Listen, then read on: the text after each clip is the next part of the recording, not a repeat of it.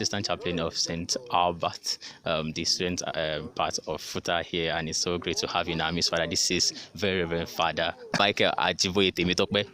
Should I say the full one? Don't worry, it's okay. Thank you. All right, Father. Nice meeting you, Father. Thank you. The pleasure is mine. The essence of really giving during the almsgiving, because now the economy of the country is not really helping, encouraging anybody to do it. First scarcity now is not even encouraging. In fact, it's at its peak right now. So how can you encourage Catholics, Christians in general, about this season to still be able to really do charitable works? The difference between a charitable person and a philanthropist is the fact that a philanthropist may give out of his abundance, but a charitable person must give from the little. In fact, you have to give to the point that it's painful.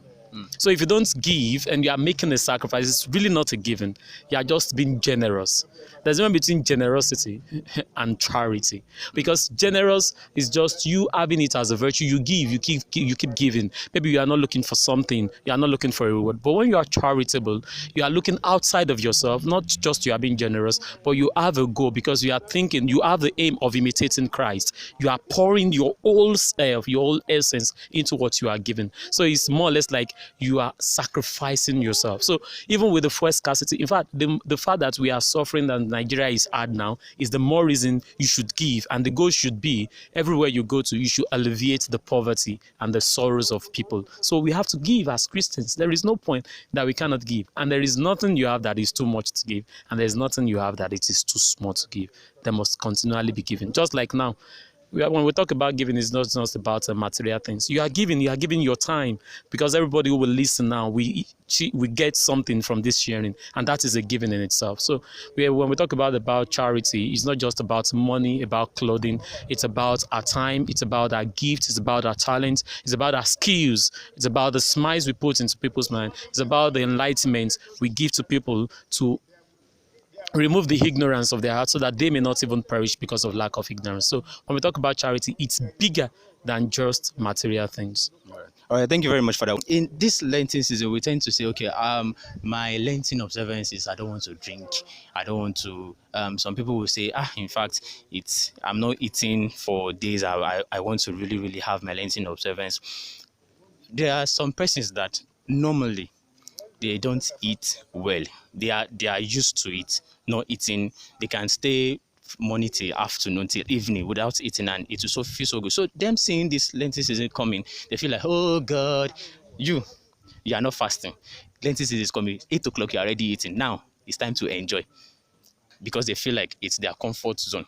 So now, and the Lenten observance should be something that you are taking, that it's a sacrifice that you are doing, something that you so much love doing. Shouldn't it be that someone that does not eat on a normal day should now be eating very well, like to make the sacrifice, or should still stay and not eat? Okay, I think this is me. Usually I don't eat. I find it difficult to eat a 3-square meal. Wow. Even most times I eat just once in a day. So coming to Lent is like I'm in my zone. But one thing is, even when I am not eating, then I can still eat junks. Whenever I feel like eating, I can still eat something. But here there is a sacrifice, there is a consciousness. And let me tell you, when you are not eating usually, you may not feel hungry.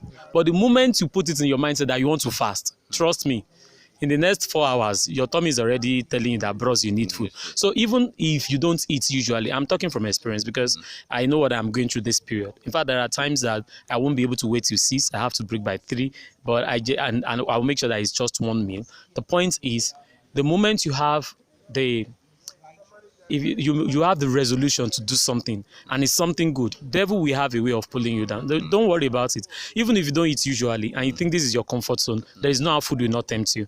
There is no how food will not tempt you. So if you say that you are eating can never be a sacrifice until you eat too much, and then it becomes a punishment for you because you've had too much. So for me, I don't think at all that because you don't eat usually, then you now say Lent you eat well. Rather, I will say to you, even eat lesser.